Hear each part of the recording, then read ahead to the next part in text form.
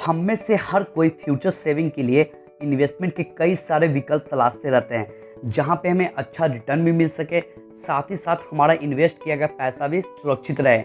और अगर साथ ही साथ हमारे इन्वेस्टमेंट अमाउंट पर अगर इनकम टैक्स के सेक्शन 80C के तहत डिडक्शन भी मिले तो क्या बात है। तो कौन सी है ये स्कीम जहां पे हमें इतने सारे बेनिफिट देखने को मिलेंगे, जानेंगे आज के इस वीडियो में। तो मैं हूं Rajiv and welcome to yet another video Finfleet. हम बात कर रहे हैं NSC की, यानी कि नेशनल सेविंग सर्टिफिकेट के बारे में। ये भारत सरकार की एक स्मॉल सेविंग स्कीम है जो हमें फिक्स्ड इनकम प्रोवाइड करती है विथ लो रिस्क, जिसे आप देश के किसी भी पोस्ट ऑफिस में जाकर NSC सर्टिफिकेट बाई कर सकते हैं। इस स्कीम को हमारी सरकार ने 1989 में स्टार्ट किया था। ये स्कीम आपकी बैंक FD से ज़्यादा इंटरेस्ट प्रोवाइड करती है। इस योजना को शुरू करने का मुख्य उद्देश्य ऐसे इन्वेस्टर जो इन्वेस्टमेंट के साथ टैक्स बचाना चाहते हैं उनके लिए स्टार्ट किया गया था। ये स्कीम लो रिस्क के साथ साथ गारंटेड रिटर्न प्रोवाइड करती है। अब जानते हैं कि इस स्कीम में इन्वेस्ट करने की क्या एलिजिबिलिटी है।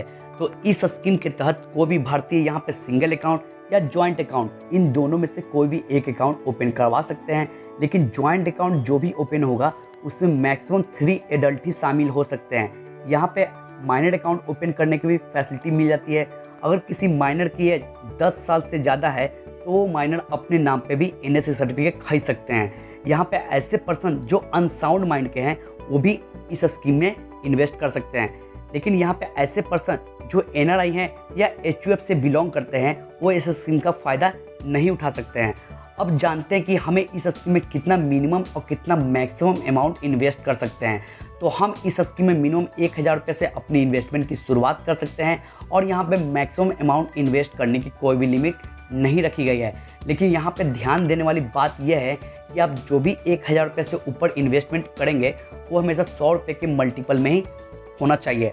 अब जानते हैं कि इस स्कीम में इन्वेस्ट करने पे हमें कितना इंटरेस्ट रेट देखने को मिल जाता है।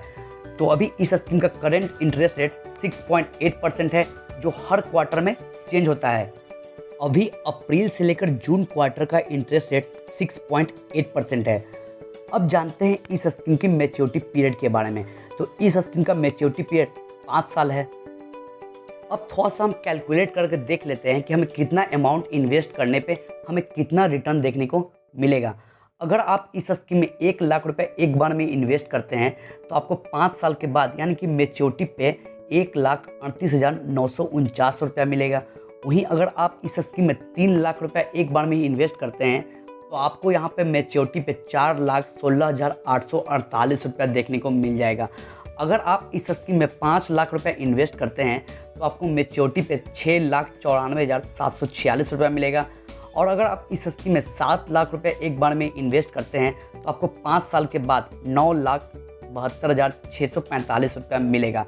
अगर आप इस स्कीम में अपनी इन्वेस्टमेंट को 7 लाख रुपए से बढ़ाकर 10 लाख रुपए कर देते हैं तो आपको 5 साल के बाद यानी कि मैच्योरिटी पर 13,89,493 रुपया मिलेगा। वहीं अगर आप इस स्कीम में 15 लाख रुपए एक बार में इन्वेस्ट करते हैं तो आपको मैच्योरिटी पे 20,84,239 रुपया मिलेगा। ये इन्वेस्टमेंट अमाउंट सिर्फ एग्जाम्पल पर्पस के लिए है। आप अपनी इन्वेस्टमेंट अमाउंट अपने अकॉर्डिंग कम या ज़्यादा कर सकते हैं। अब जानते हैं इस स्कीम के कुछ प्री मैच्योर विड्रॉवल रूल के बारे में। ऐसे तो हम अपना पैसा मैच्योरिटी से पहले विड्रॉ नहीं कर सकते हैं, मगर कुछ कंडीशन में हम अपना पैसा मैच्योरिटी से पहले भी विड्रॉ कर सकते हैं। पहला कंडीशन है अकाउंट होल्डर की डेथ हो जाने पे या जॉइंट अकाउंट होल्डर में से किसी एक जॉइंट अकाउंट होल्डर की डेथ होने पे। सेकेंड, कोर्ट के ऑर्डर पे।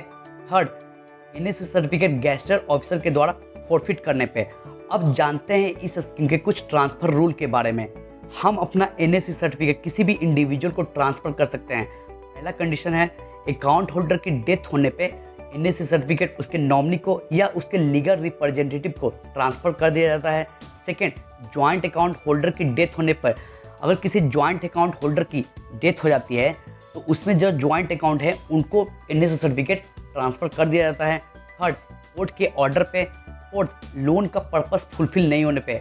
अगर आप NSC सर्टिफिकेट को मॉर्गेज करके लोन लिए हैं और आपने समय पे लोन का अमाउंट पेमेंट नहीं किया है तब गैजेटेड ऑफिसर के द्वारा आपके NSC सर्टिफिकेट को फॉरफिट कर लिया जाएगा और बैंक को ट्रांसफ़र कर दिया जाता है। अब जानते हैं इसके कुछ बेनिफिट के बारे में। फर्स्ट है लिस्ट अमाउंट रिक्वायर्ड। हम इस स्कीम में मिनिमम 1000 रुपये से भी अपनी इन्वेस्टमेंट की शुरुआत कर सकते हैं। Second, loan facility. हमें इस स्कीम में लोन की फैसिलिटी भी देखने को मिल जाती है।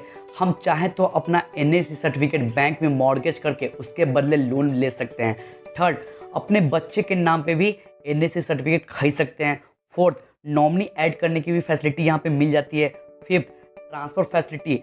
हम अपना NSE सर्टिफिकेट किसी भी दूसरे के नाम पे भी ट्रांसफ़र कर सकते हैं। Six, tax benefit. हम यहाँ पे जो भी अपना पैसा इन्वेस्ट करते हैं इस स्कीम में, उस इन्वेस्टमेंट अमाउंट पे हमें इनकम टैक्स के सेक्शन 80C के तहत डिडक्शन देखने को मिल जाता है। अब जानते हैं कि हम इस स्कीम में इन्वेस्ट करने पे हमें किन किन डॉक्यूमेंट की आवश्यकता पड़ती है। पहला है आइडेंटिटी प्रूफ। आप आइडेंटिटी प्रूफ के लिए Aadhaar card, PAN card, voter ID card, इनमें से किसी भी एक डॉक्यूमेंट का इस्तेमाल कर सकते हैं। सेकेंड है एड्रेस प्रूफ। आप एड्रेस प्रूफ के लिए वोटर ID कार्ड, आधार कार्ड, राशन कार्ड या कोई और भी सरकारी डॉक्यूमेंट का इस्तेमाल कर सकते हैं। Third, passport size photo. और फोर्थ, बैंक अकाउंट का होना आवश्यक है। तो आपने आज के इस वीडियो में जाना NSE क्या होता है, इस स्कीम में हम कैसे इन्वेस्ट कर सकते हैं, इसके कितना मिनिमम और कितना मैक्सिमम अमाउंट इन्वेस्ट कर सकते हैं, इसके क्या इंटरेस्ट रेट है, इसके क्या मैच्योरिटी पीरियड है, इसको हम लोग कैलकुलेटर समझा कि हमें कितना अमाउंट इन्वेस्ट करने पे हमें कितना रिटर्न देखने को मिलेगा, इसके क्या प्री मैच्योर रूल हैं, इसके क्या ट्रांसफ़र के रूल है। उम्मीद करता हूँ आपको ये वीडियो पसंद आया हो। अगर आपको वीडियो पसंद आया हो तो हमारे चैनल को लाइक करें, शेयर करें और सब्सक्राइब करें। मिलते हैं इन्वेस्टमेंट के ऐसे ही नए वीडियो में।